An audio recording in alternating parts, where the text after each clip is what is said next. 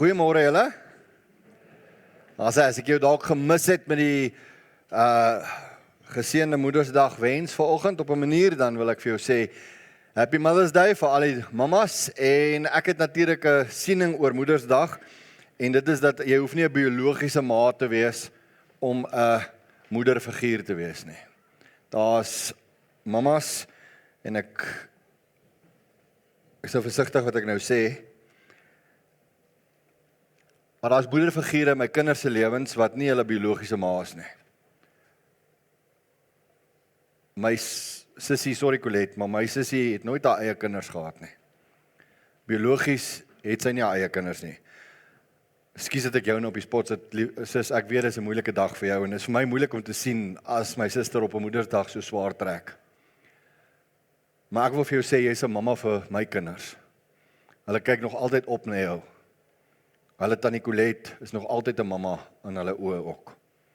En as jy vanoggend dalk hier so sit, en jy's nie 'n biologiese mamma nie, maar jy's 'n mamma by die werk. Jy's 'n mamma vir 'n niggie, of vir 'n kleiner kind, of jy's 'n onderwyseres wat honderde kinders het wat na jou opkyk.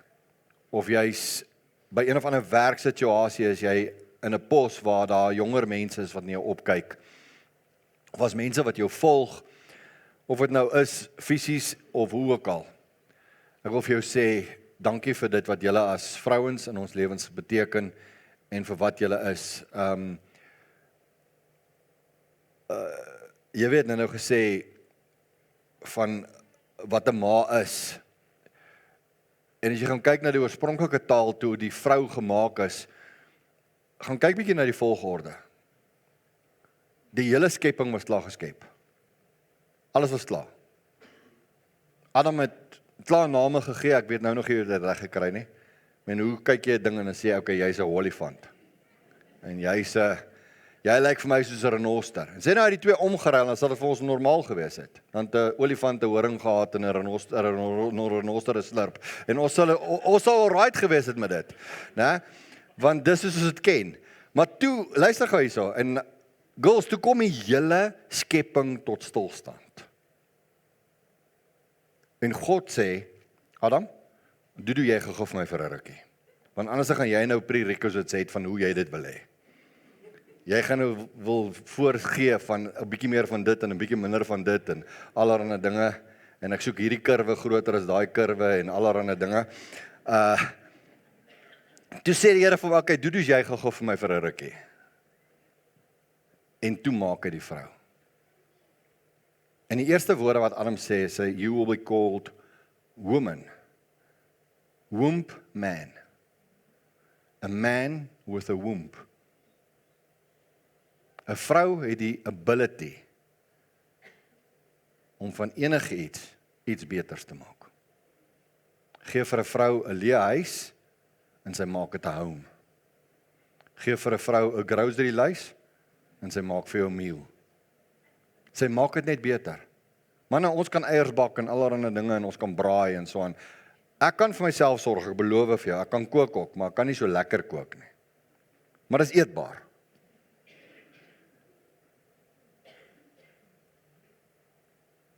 En ons wil vir julle vandag net sê, ons is baie lief vir julle, en ons gee baie vir julle om, en as dit nie vir vrouens in ons lewens was nie, sou die lewe baie dal gewees het. So, manne, kom ons waardeer die dames in ons lewens, of dit nou jou eie dogters is, of dit jou susters is, en of dit jou tannies is, en of dit jou ouma is, en of dit wie ook al is. Ek wil vir jou sê, baie dankie vir elkeen van julle, vir die rol wat julle speel, en elke dame wat in die gemeente is vandag. Jy hoef nie 'n biologiese mamma te wees nie. As jy nou by die deur uitstap, vat vir jou so 'n sjokolade, okay? Daar's net 2 vingertjies, is joune, hy het nie kalorieë in nie, ek het klaar vir hom gebid. Okay. So, hy gaan geen kalorieë maak nie. Okay, gaan sit op 'n stadium, dan sê jy vir die gebroedsels, gaan sit net daar, né? Man, hou hulle besig vir 'n rukkie. Okay, ek gaan nou my sjokolade eet. Okay, en dan geniet jy jou sjokolade. Dis net 2 vingertjies, met ander woorde, hy gaan nie 'n rock size opskuif nie. Hy gaan jou nie druk nie, hy gaan niks van jou doen nie. Hy's 'n geseënde sjokolade, hy kom uit die kerk uit. Okay. So maar gaan kry vir jou 'n sjokolade. En manne, laat die vrou asseblief haar chocolate geniet. Jy mag nie een vingertjie kry nie. Vadersdag kom. OK. Vadersdag kom. OK, so gelukkige Moedersdag vir elkeen van julle. Ons is lief vir julle. Ons gee regtig vir julle om en mag die Here regtig vir elkeen van julle seën.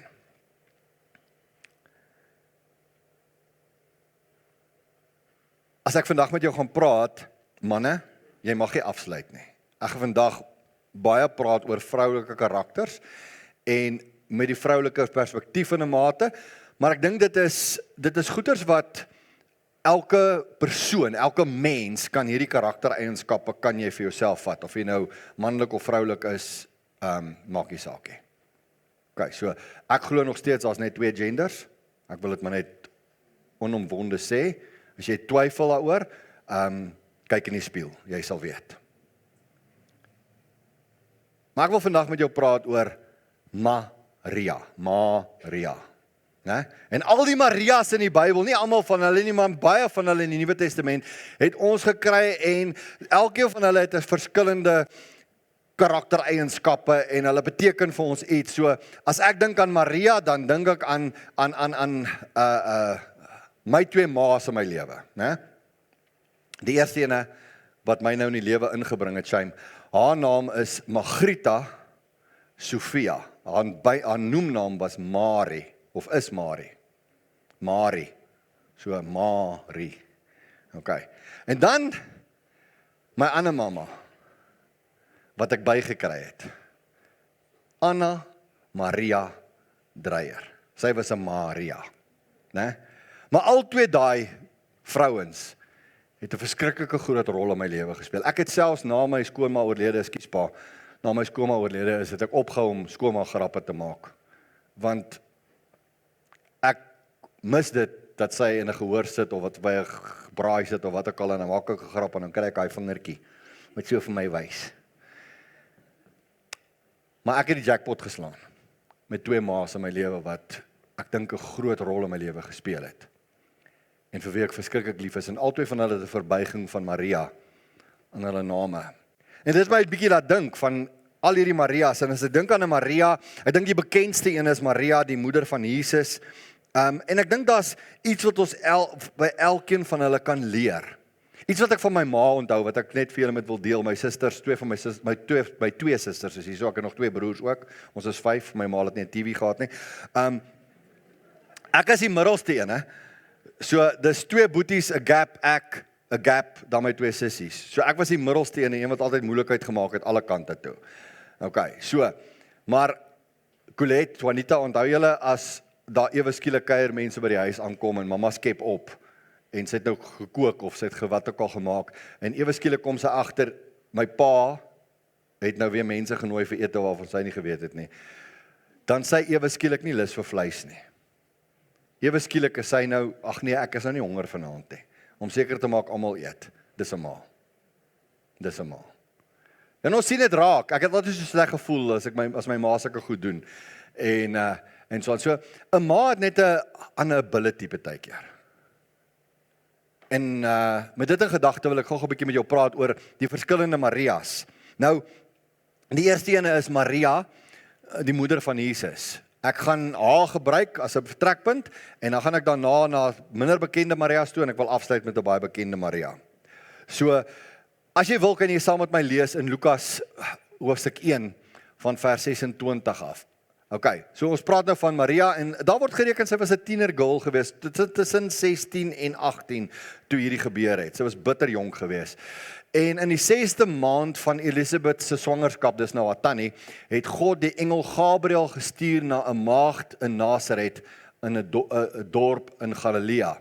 Sy was verloof aan Josef, 'n man uit die geslag van Dawid. Die naam van die maagd was Maria. En toe die engel by haar kom, sê hy sê, ek groet jou, begenadigde. Die Here is by jou. Sy was verbuisterd oor die woorde en het gewonder wat die begroeting tog kon beteken. Die engel sê vir haar, moenie bang wees nie, Maria, want God bewys genade aan jou. Jy sal swanger word en 'n seun in die wêreld bring, en jy moet hom die naam Jesus gee. Hy sal groot wees en die seun van die Allerhoogste genoem word. Die Here God sal hom die troon van sy voorvader Dawid gee. En hy sal as koning oor die nageslag van Jakob heers tot in ewigheid. Aan sy koningskap sal daar geen einde wees nie. Wat 'n profesie wat oor hierdie jong meisie uitgespreek word. Maar Maria sê vir die engel, en dit is tipies mens, dis soos ons is, né? Maar Maria sê vir die engel, hoe is so iets moontlik? Aangesien ek nog nooit omgang met 'n man gehad het nie. En die engel antwoord haar, die Heilige Gees sal oor jou kom en die krag van die Allerhoogste sal die lewe in jou wek. Daarom sal die een wat gebore word, heilig genoem word, die seun van God. Kyk, 'n bloedverwant van jou Elisabeth het in haar ouderdom self ook 'n seun ontvang, en sy wat onvrugbaar bekend was, is nou al in haar 6de maand. Niks is vir God onmoontlik nie. Maria sê toe, hoor gou hierdie woorde, en dit is waar hy nou stryf met hierdie eerste punt. Sy sê vir die engel, sy sê, ek is tot beskikking van die Here. Laat met my gebeur wat u gesê het. Wow. Toe die engel van haar weggegaan. So ek praat vandag met jou oor Maria, die moeder van Jesus in die eerste plek. En hierdie uitspraak wat sy gemaak het, laat dit wees soos die Here dit wil hê. Ek verstaan nie wat gebeur nie. Ek is bang oor die toekoms. Ek verstaan nie, hoe gaan ek deur hierdie skande kom nie. Sy is ongetroud en raak swanger en sy kan dit nie eens bewys nie. Daar's niemand wat gaan pa staan vir hierdie swangerskap nie. As jy die storie aanhou lees, sal jy agterkom dat selfs Josef was baie nice geweest. Hy kan haar laat aankla het, maar hy het nie. Hy het probeer om in die geheim weg te raak net. Want hy wou haar beskerm. Want hy was vir haar lief. Maar hoor wat sê Maria. Maria sê, ek verstaan nie wat die toekoms inhou nie. Ek weet nie hoe ek deur hierdie tamaletjie van 'n situasie gaan kom nie, maar laat dit wees soos u sê, want u weet beter. Wat gaan nou aan in jou lewe? In watter situasie sit jy dalk nou, waar jy nie weet hoe om dit hanteer nie? Dalk het jy een of ander probleem by die werk, of 'n probleem in jou gesin, of 'n probleem met een of ander iets, entiteit van jou lewe, emosioneel, of fisies, of wat ook al. En ons hoor weekliks, byna daagliks, van goed wat besig is om met mense in ons gemeente te gebeur. En daar's soveel mense op hierdie stadium wat swaar trek. En ek gee nou nie om of jy nou 'n man of 'n vrou is nie, ek wil hê jy moet gou-gou hierdie belofte vat, en ek wil vir jou sê, jy moet gou-gou hierdie na jou eie hart toe vat. Waarmee sukkel jy nou? Dink gou-gou aan dit.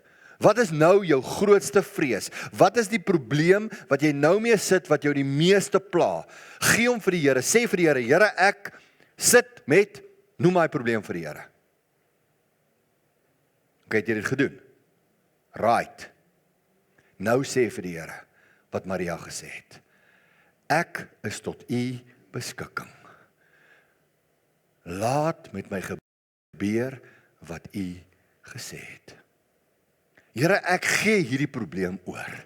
Ek gee dit weg. Ek is bereid om vandag hierdie probleem terug te staan van hom af en hom vir u te gee. Ek weet nie hoe gaan ek hier deurkom nie, Vader. Ek weet nie hoe gaan ek dit hanteer nie. Hierdie ding is groter as ek. Ek weet nie hoe nie, ek weet nie wat nie, ek is moedeloos. Ek weet nie wat nie. Ek dink Maria was in so 'n tight spot op hierdie stadium gewees. Onthou, hulle kon haar doodgegooi met klippe. Want sy het buiteegtelike kind gehad, in daai dae was dit tot die dood veroordeel. Hulle het volgens die wet van Moses die volste reg gehad om haar dood te maak. En sy sê, Here, ek laat nou 'n ding oor my lewe hier kom, maar ek weet nie hoe om dit hanteer nie, maar nogtans nie my wil nie. Here, laat met my wees soos wat u wil. Hoe lyk jou pad? Jy sien, ek dink my probleem is, en ek praat nie nou van jou nie, ek praat my probleem is, ek wil altyd verstaan voor ek optree. OK, Here, verduidelik net vir my hierdie situasie dat ek verstaan wat aangaan en as ek verstaan, dan sal ek dit hanteer. En God sê nee, dis nie geloof nie. Geloof is die teenoorgestelde. Geloof is ek vertrou U ten spyte van die situasie wat ek in is dat U beter weet as ek en daarom weet ek U sal dit vir my help om dit te hanteer. En dis moeilik julle. Dis moeilik. Maar dis iets wat hierdie jong Maria vir my leer, hierdie jong tienerkind vir my leer. Sy was nie ouer as 18 nie, daar's mense wat selfs reken sy was 14 of 15 jaar oud toe dit gebeur het met haar.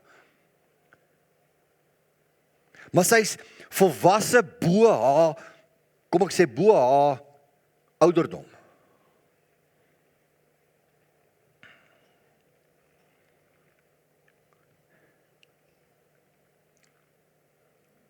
Ek weet nie altyd hoe om goeie te hanteer nie. Maar die Here sê vir my, dat gehoorsaamheid is belangriker as selfs brandoffers. In hulle perspektief. Om gehoorsaam te wees is beter as offerande. Om te luister na God is beter as die vet van ramme. Ons kan negotiate met die Here. Here, maar as U my deur hierdie panare help, dan sal ek dit doen. Here, dan sal ek. En dis nie oop vir negotiation nie, lyk dit my. Dis nie as U my dan sal ek nie. In my oë moes ek al baie keer op 'n punt kom wat ek sê, omdat U reeds vir my gesterf het, daarom sal ek. Dis 'n ander perspektief. Die perspektief is nie, Here, as hy het genoeg gedoen. Hy het alles gedoen. Ek het nie nog nodig om met hom te negotiate van hy moet nog goed doen sodat ek kan gehoorsaam wees nie. Ek sê, Here, ek is gehoorsaam reeds want U het reeds gedoen wat U gedoen het. U het reeds deur Maria in hierdie situasie te plaas, die verlosser in die lewe gesit, sodat hy vir my kan sterf, 'n sondaar mens, sodat ek die ewige lewe kan hê. En daarom is ek so dankbaar dat ek vir U dit sal doen. En dis nie altyd 'n maklike stap om te neem nie. Die Here sal 'n weg vind. Kom ons gaan net gou terug in die geskiedenis en ons dink aan die Rooi See byvoorbeeld. Die Rooi See was, Moses het die staf uitgesteek en daar split die Rooi See. Die Here het 'n weg gemaak. Al voel dit vir Israel op daai stadium, there's no way out. Die berge keer hulle vas, die see keer hulle vas. Hulle kan nie teruggaan nie want Farao se army kom van agter af. There's no ways. Hulle kon nêrens heen gegaan het nie behalwe vorentoe. En die Here sê ek sal vir jou vorentoe vat. Maar hoor gou hierdie groei. 40 jaar later met die nuwe geslag. Toe sê die Here vir hulle, okay, ek gaan weer vir julle doen wat ek vir julle gedoen het laas keer vir hierdie nuwe geslag. Maar hierdie keer gaan julle geloof moet hê. Die Jordaan het oor sy kante gevloei. Dit was in die vloedtyd, dit was in die reenseisoen. Hy was van wal tot wal, het daai rivier afgekom. En hoor wat sê die Here? Die Here sê vir hulle, laat die priesters die ark op hulle skouers neem, en dat hulle loop met die ark. As hulle voete aan die Jordaan raak, sal die water stop. Nie voor die tyd nie. Jy sien, ons soek daai teken. Here, laat gou die Jordaan stop, dan weet ek is U. Maar geloof in die volwasse wêreld, as jy geestelik volwasse is die geloofswêreld 'n ander wêreld. Dis 'n wêreld van geloof, dis 'n wêreld van ek gee daai tree en as ek die tree gee, dan stop die rivier. Nie voor die tyd nie. So wat 'n situasie is jy nou in? Watter tree moet jy gee? Waarheen is jy op pad? Ek lees, ek is bitter lief in Jesaja 43 en die Here het vir my hierdie vers gegee nou so ruk terug weer 'n keer vir die hoeveelste keer en ek like dit as die Here sê ek gaan iets nuuts doen, dit staan op die punt om te gebeur. Ons almal wil graag hê dit moet gebeur, né? Ons wil graag hê, Here, dis hom so lekker belofte as die Here sê ek gaan iets nuuts maak. Julle moet net watch dit julle, hier kom iets nuuts en toe ek met die 10-jarige verjaarsdag van wat daaroor gebid het ook en vir Here gevra het, Here, wat wil U vir ons sê? En dit toe kry ek hierdie vers weer eens en dit is soos 'n yes, die Here gaan iets groots doen, né? En dit is lekker om dit te kry, maar weet julle wat, nou as jy net teruggaan in daai hoofstuk, na vers 2 toe, dan is daar iets wat die Here vir my gesê het daar. Hy sê, as jy deur die water moet gaan, is ek by jou. So gaan dit maklik wees. As die Here iets niets wil doen in my lewe, is dit nie net altyd maklik nie. Ek gaan baie keer in die water moet gaan. Baie keer gaan ek geskroei word, maar hy is by my. Kan ons dit deurtrek na Maria toe? Maklik, né? Het die Here haar, wat God het van gesê, ek sal jou help, maar jy gaan hierdie ding moet face, Maria. So ek leer by haar, gehoorsaamheid is die eerste stap tot groei. Miskien kan jy net vanoggend daarmee assosieer op 'n manier en vir jouself sê, myself, dis miskien waarheen ek moet gaan. Here, hierdie situasie wat ek nou vir u gegee het, wat is daar wat ek kan doen wat gehoorsaamheid aanbetref? Die tweede Maria is die Maria, die moeder van Jakobus en Josef. In die 53 vertaling word hy Josis genoem, maar is dieselfde persoon. In die nuwe vertalings word hy Josef genoem. Maak nie saak nie, dis dieselfde mens. Maria, die moeder van Jakobus en Josef. Nou hierdie Maria lees ons net 'n paar keer van. In Matteus 27 vers 56, hy sê, among them were Mary Magdalene, Mary the mother of James and Joseph, and the mother of Zebedee's sons. Haar naam was so toevallig Salome gewees. Okay, so ek baken altyd daarop dat ek hierdie Salome eerder getrou het, né? En nie die een wat Johannes die Doper se kop op 'n skinkbord gevra het nie. So ek baken op die goeie Salomies. Maar in elk geval, so Zebedee se vrou se naam was Salome gewees. Hier's nog 'n Salome hier, so ons hoop jy is ook 'n goeie ene, hoor. Maar hierdie Maria oor wie ek nou wil praat. Sy's 'n minder bekende Maria en ek gaan hierna na nog 'n minder bekende Maria toe eers gaan. Maar hierdie is 'n minder en daar's 'n les, daar's so diep les in hierdie vrou se lewe. Sy word so by the way partykeer genoem. Ek leer by haar getrouheid hang nie af van 'n titel nie. Jy sien, Maria, die moeder van Jesus, het 'n titel. Maria Magdalena het 'n spesifieke rol en 'n titel en sy is so bekend, maar dan kry jy hierdie Maria, sy's maar net, so by the way, daai ander Maria was ook daar. Daar was 3 Marias gewees en sy is net een van hulle.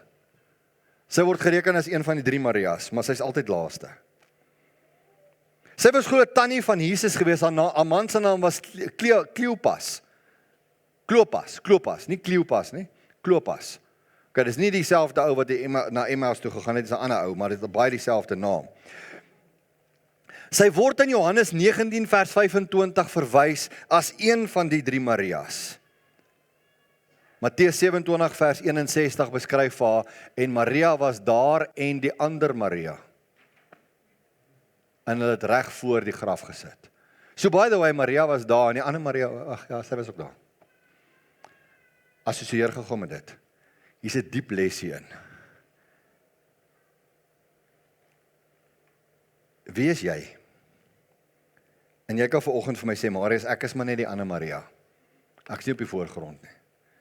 Ag, weet jy wat, mense worry nie regtig oor my nie. Ek maak nie regtig 'n impak op mense se lewens nie. Niemand gee regtig om nie. Ek's maar net daar. Dalk is jy deur een van die emosionele trauma en jy voel oorbodig, jy voel soos die ander Maria, jy voel maar net, ek is hier, maar ek weet nie hoekom nie. En weet jy wat, as mense 'n lys moet maak van hulle vriende, ek sal ook daar eindig, so nou en dan, en ek voel nie belangrik genoeg nie. Weet julle, toe ek my hart stil gemaak het in hierdie week, en die hoor gebid het die Here vir my gesê, hierdie vrou was belangrik. Sy het 'n impak gehad op mense se lewe om haar. Mense het nie waardeer wie sy is nie, maar God het haar waardeer en daarom het hy haar laat opskryf. As sy nie belangrik vir God was haar naam nie eens in die skrif nie, maar sy is in die skrif opgeneem. En al verwys mense na haar as die ander Maria, sy is belangrik. Sy het 'n invloed gehad. En dalk sit jy vanoggend hierso en jy dink by jouself, myself, ek is nie belangrik nie. Al is jy die ander Maria, God het jou beplan. Dis mos nie lekker om bekend te staan as so en so, dis maar net die ander Maria. Of wat ook al. Jy wil mos jy wil die eie grond vol staan. Maar dalk sit jy vanoggend hierso en jy voel dalk net, ek is oorbodig, ek weet nie regtig of ek 'n rol speel nie. Ek kan net vir jou sê, God het jou kunstig geweef in jou moeder skoot, nog voor jy gebore is. Die psalmis sê, hy het jou kunstig en haarfyn bymekaar gesit. Hy het elke selletjie, elke deeltjie, elke haartjie, elke oogwimpertjie, jou linker klein toentjie se een selletjie, het hy beplan. En dis wie hy is. Deur God kunstig aan mekaar gesit. Moet nooit na jouself verwys as, ek is maar net die ander Maria. Ek is nie belangrik nie. Dalk moet jy vandag hier uitstap en vir jouself sê, ek is wie God my gemaak het. Ek hoort. Ek maak 'n verskil. Manne, praat met jou ook. Nou is daar nog 'n Maria, Maria van Rome. Baie mense weet nie eens van haar nie. Maria van Rome, daar's een versie wat daarna verwys word, en dit is in Romeine 16 vers 6. Hy sê, groet Maria wat baie vir ons gearbei het. Dis die 53 vertaling. 83 vertaling sê, en aan Maria wat baie moeite vir julle gedoen het. NIV sê, greet Mary, who worked very hard for you. So hierdie was 'n diensbare tannie gewees, Maria. Sy het gedoen wat sy moet doen, maar Paulus sê, so by the way, groet net vir Maria ook. Sy het baie gedoen. Vir julle Romeine, julle klomp Italianers. Julle moet vir Mary, moet julle... Nou, daar's geen koneksie tussen hierdie Mary en enige ander Mary nie. Daar is mense wat reken, dit kan dalk koneksie wees, maar ek kry geen bewyse vir dit nie. Maar wat ek wel by hierdie Maria optel, sy is worth mentioning aan die brief aan die Romeine. Paulus groet haar op haar naam, want hy weet wat haar waarde is. Sy was ywerig, sy het gearbei, as jy gaan kyk na al haar vertalings, sy het gearbei, met ander woorde, sy het bygedra, sy het gedoen wat sy moes doen, sy het haar gawes gebruik, sy het haar talente gebruik. Ek weet my ma, sy het altyd gesê, my pa het 'n gawe om die evangelie te verkondig. My pa was 'n evangelis. My pa het mense na die Here toe gelei, dit was wat hy gedoen het, one-on-ones. Hy het mense gekry, en dan sal hy iemand kry, en dan bid hy vir daai persoon, en dan sal hy aanhou met daai persoon 'n pad stap, en hy het gaan 'n verhouding bou met daai persoon. Hy het nooit tromp op 'n ou geloop, vreemde ou op straat geloop, en gesê, jy moet jou lewe vir die Here gee neem. My pa was 'n verhoudingsmens. Hy het 'n verhouding met mense, en ek baie by hom geleer oor verhoudings. Hy het verhoudings met mense gebou, en soos hy 'n verhouding met mense bou, he earned the right to speak. En dis belangrik. En as hy die right gehad het, en die persoon begon om te vra, Chris, hoe dit, of hoe werk dit, dan sê hy vir hom, kan ek jou vertel? En dan deel hy met hom die evangelie. Maar my ma, sy het altyd gesê, en dis nou die punt wat ek wil maak, sy het altyd gesê, my pa het hierdie gawe, om met mense te praat, en sy het dit nie. Toe bid sy daaroor. Toe sê sy vir die Here, Here, wat is my gawe? Wat kan ek doen? Toe sê die Here vir haar, dien. En toe sy 'n gawe toets eendag doen, toe kom sy agter, sy is 'n dienaar. Sy is iemand wat dien. En sy het later jare gesê, ek maak koffie, en ek was die skorrelgoed, sodat pappa kan sit en met mense praat oor die evangelie. Ek sal vir hom en vir die mense koffie aandra, sodat hy 'n oop deur het, om met hulle te praat. Gasvryheid was een van haar gawes. En die Here gebruik haar gasvryheid tot eer van sy koninkryk. Ekskuus dat ek uit my eie familie uitpraat, maar dis die beste manier wat ek met jou kan chat vandag. Want jy sit dalk hierso en jy sê, ag, weet jy wat, ek is maar net 'n ander Maria, of ek is maar net hierdie Maria wat nou maar net so by the way gemention word. Ek sê regtig belangrik nie. En ek wil vir jou sê, jy's belangrik. Die rede dat jy hier is, die rede dat jy 'n kind van God is, die rede dat jy deel is van 'n bediening, beteken dat God jou wil gebruik, en jy moet jou gawe ontdek. Die maatstaf lê nie in 'n titel nie, julle. Die maatstaf dat jy 'n kind van God is en vir hom iets kan beteken, lê nie in een of ander titel nie. Vir hierdie vrou het dit gelê in ywer en in diensbaarheid. En ek lees in Matteus 25 vers 21 die volgende, hy sê, en sy Heer sê vir hom, mooi so, goeie en getroue dienskneg, oor weinig was jy getrou, oor veel sal ek jou aanstel, gaan in die vreugde van jou Heer. Daar staan nie, mooi so, goeie en getroue dominee nie. Daar staan nie, mooi so, goeie en getroue pastoor, goeie en getroue ouderling, goeie en getroue wat 'n titel jy ook al kry in die kerk vandag nie. Daar staan nie goeie en getroue apostel nie. Daar staan nie goeie en getroue profeet nie. Daar staan nie goeie en getroue wat ook al nie. Daar staan goeie en getroue dienskneg. Die beste titel wat ek en jy kan hê in God se koninkryk is dienskneg. Ek hou nie van titels nie, julle weet dit. Ek haat die titel. Ek werk nie met 'n titel nie. Baie mense het al vir my gesê, maar Marius, wat sê ek vir jou? Ek's baie bly my maat my Marius genoem. Dis wie ek is. Want ek is niks special nie. Ek is net 'n dienskneg van God. Ek is op hierdie aarde gesit om hom te dien. En dis dit. Mag ons daai attitude het, die maatstaf is, ek wil eendag by die Here hoor, as ek eendag by hom kan kom, en ek kan net vir my sê, Marius, mooi so, goeie en getroue dienskneg, jy was oor weinig dinge getrou gewees, maar gaan in my vreugde in. Ek stel jou aan. Dis waaroor dit gaan. Die vraag was, het ek en jy 'n ywer om 'n verskil te maak in die koninkryk van God?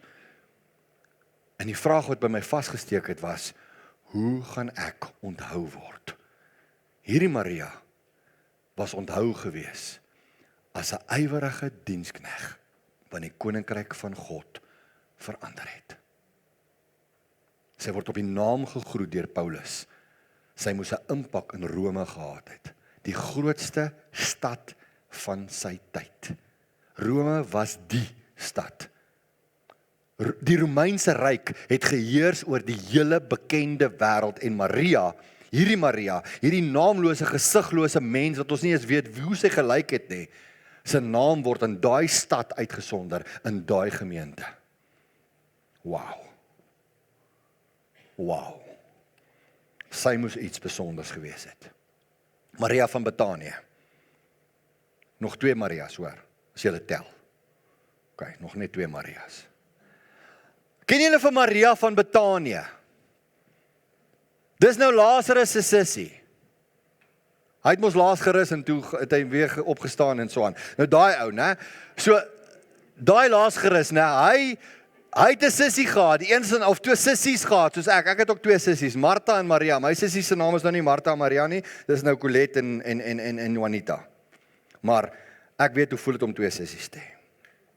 En Lazarus se suster, sorry Colette, sy het ook bekend gestaan op skool, shame die arme kind.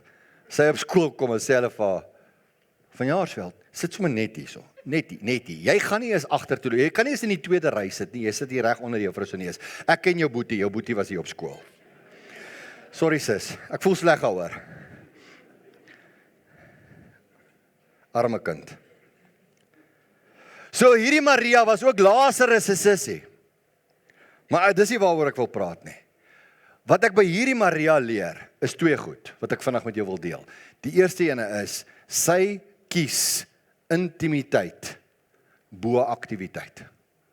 Julle ken die hele storie van Martha en Maria, en Martha arbei en maak reg, en my maat het gesê, sy is 'n Martha, en sy kook en staan reg en dektafel en wat ook al, en so aan. So, as jou naam enige verbuiging van Martha is, dit klink my, dit loop in die gene, as dit enige verbuiging van Maria is, ekskuus, ek is besig om moeilikheid te soek. Lukas 10 vers 42 sê, maar een ding is nodig, en Maria het die goeie deel uitgekies, wat haar nie van haar weggeneem sal word nie. Julle ken hierdie hele onder ons hier tussen die 2 sissies, né? Van Martha raak toe nou al hoe boser, en haar mond begin op te swel toe nou, naderhand soos 'n brulpara.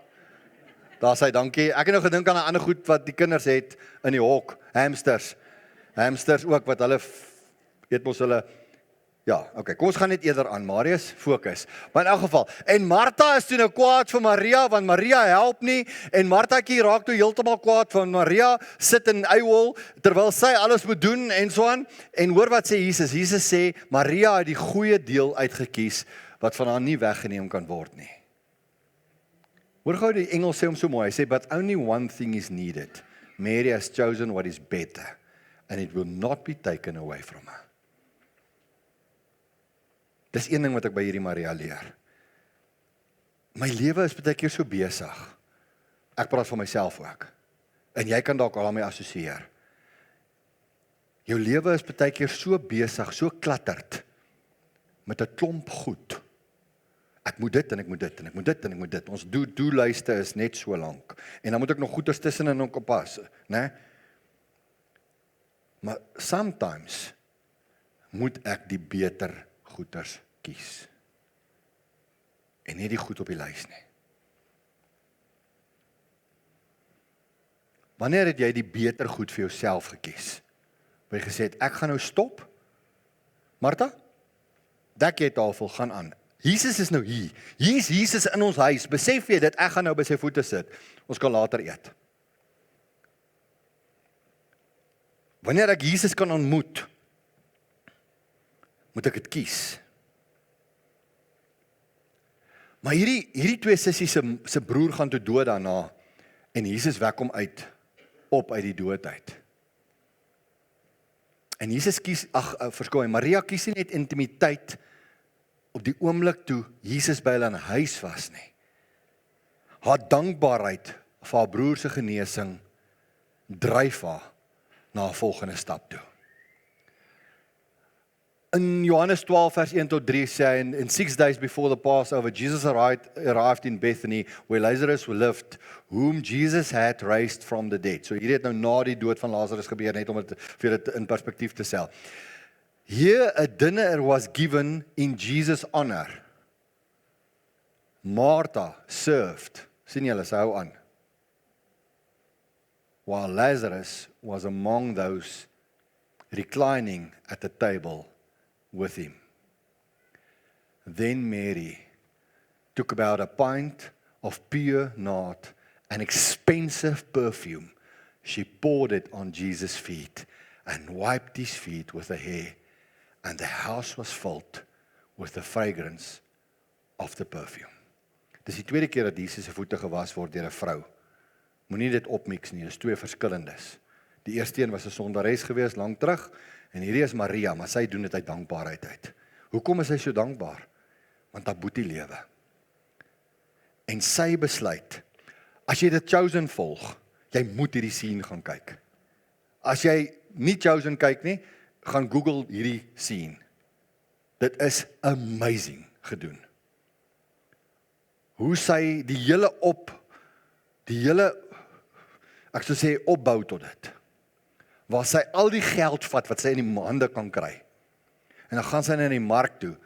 Dan wil sy by die persoon koop. Dan sê die persoon vir haar, jy kan dit nie bekostig nie. Jy kan nie eens 'n bietjie van hierdie pot bekostig nie. Dan sê sy vir haar, dis onmoontlik. Dan sê sy, ek soek die hele pot. Dan gee sy al haar geld wat sy het. En dan vat sy dit, en dis kom Judas Iskariot so omgekrap was. As jy hierdie storie aanhou lees. Want hy sien dit as 'n vermorsing.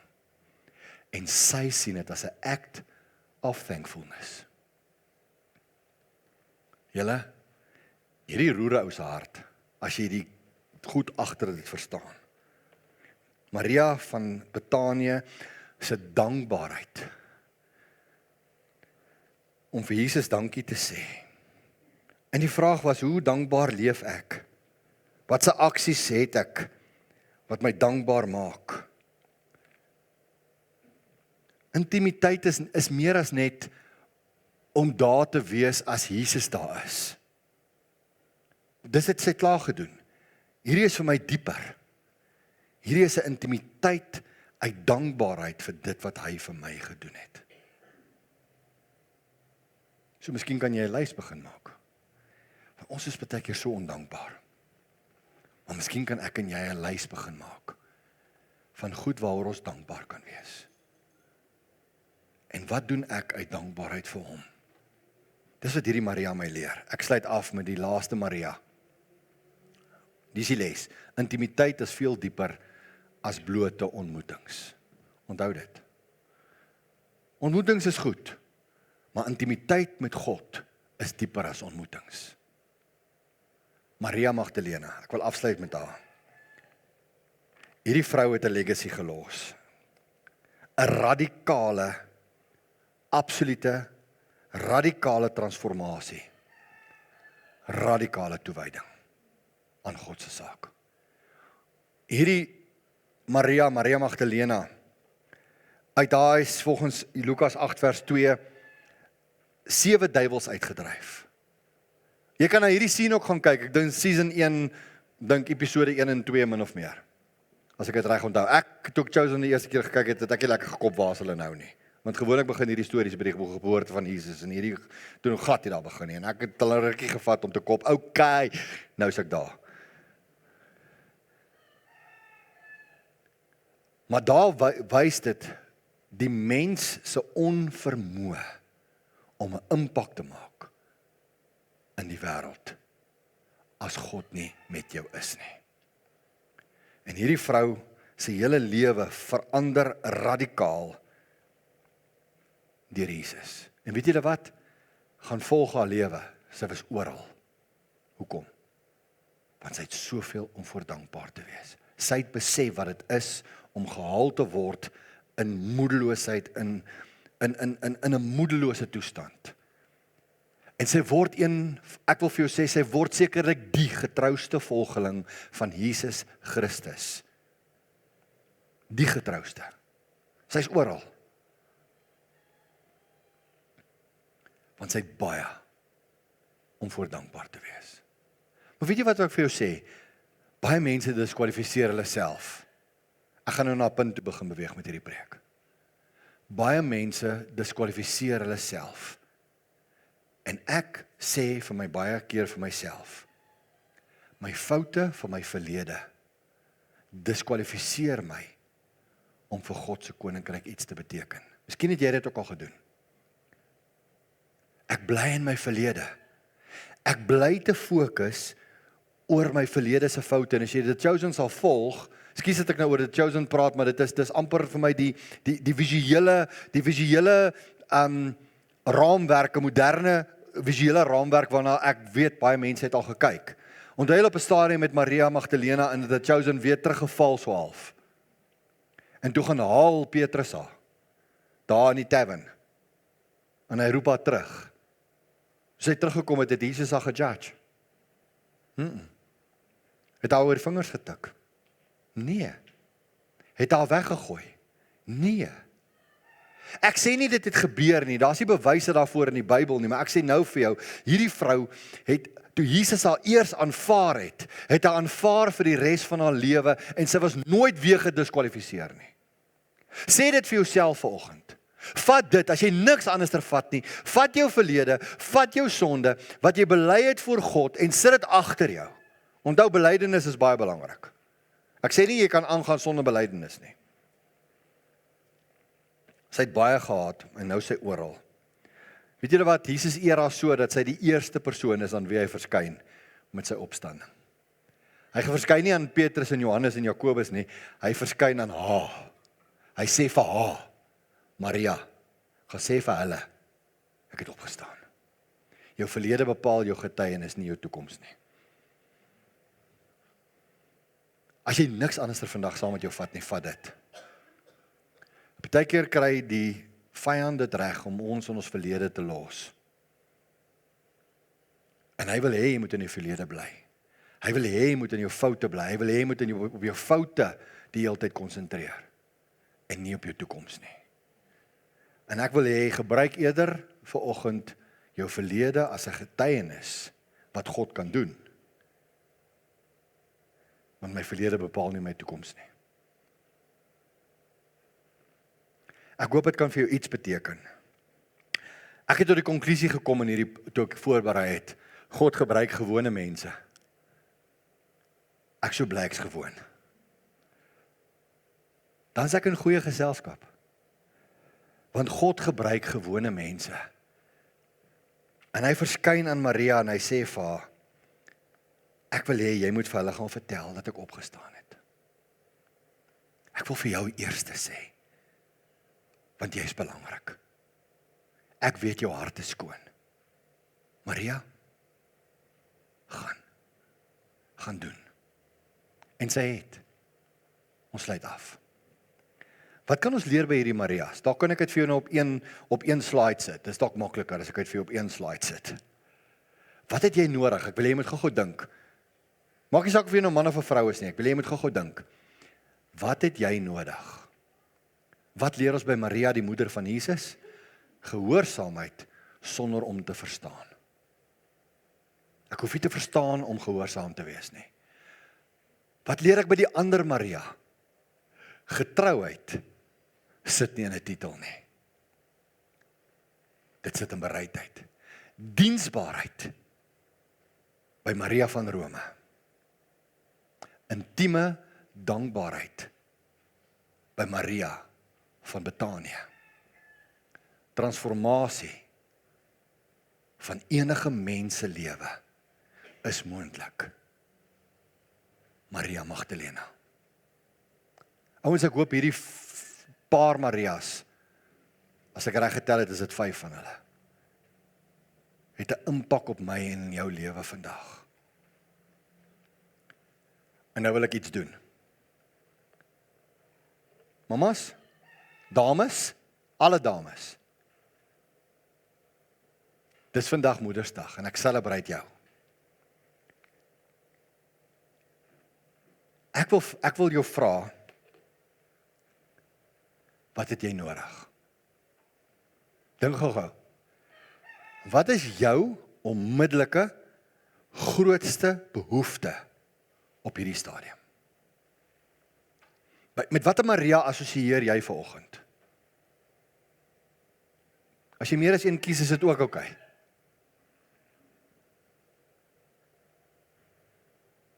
Ek wil hê jy moet gou vir die persoon langs jou man of die persoon wat langs jou sit, maak nie saak of dit jou man is of wat ook al nie, of iemand wat nou langs jou sit. Sê gou vir daai persoon, wat is jou grootste behoefte? As daar iemand is wat nou in die middel van 'n klomp mense sit en julle dink hy het nou nog nie gehoor, jy het nog nie haar behoefte gehoor nie, hoor gou wat is haar behoefte? Die persoon langs aan, het jy dit gehoor? Kom ons bid vir daai mense se behoeftes nou. Ek wil jou net gou sê, as jy dalk vanoggend moeg beklei is, die lewe het vir jou te veel geraak, gaan sit by die voete van Jesus soos Maria van Betanië. As jy vanoggend gebroken voel, kom na Jesus toe vir herstel, soos Maria Magdalena. As jy onseker voel, en jy weet nie hoe om 'n situasie te hanteer nie, vertrou op God se plan, soos Maria, die moeder van Jesus. As jy onsigbaar, ongesiend voel, onbelangrik voel, as jy voel soos die ander Maria, weet, hy ken jou naam. As jy onbruikbaar voel, soos die Maria dalk van Rome, weet, alles wat jy nodig het hy in jou ingebou. Jy het dit in sy naam. Ek hoop hierdie woord kan vanoggend vir jou iets beteken het. Sal die mamas omgee of al die dames omgee om asseblief vir my te staan? Al die dames.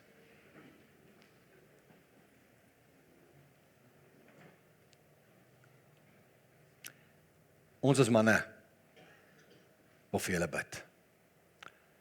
Hemelse Vader,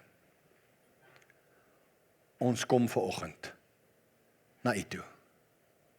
En ons gee die dames in ons lewens vir U. Ons kom bid, Vader, dat hulle met een of ander Maria vanoggend sal kan assosieer. En Here, ek wil kom bid, dat U hulle sal seën, dat hulle nooit ooit in hulle self sal twyfel nie. Here, as hulle vandag moeg en oorlaai is, dat hulle net by U voete sal kom sit, en dat U hulle sal vertroos. As hulle een of ander behoefte het vanoggend, wat hulle nou vir iemand hardop gesê het, bid ons vir daardie behoefte in hierdie oomblik, dat U dit vir hulle sal gee, en dat U in hulle lewens verhoog en verheerlik sal word. In Jesus se wonderlike naam bid ons dit. Amen. So ontvang die seën van die Here en gaan in sy vrede. Die genade van ons Here Jesus Christus, die liefde van God ons Vader en die gemeenskap van die Heilige Gees met elkeen van ons. Amen.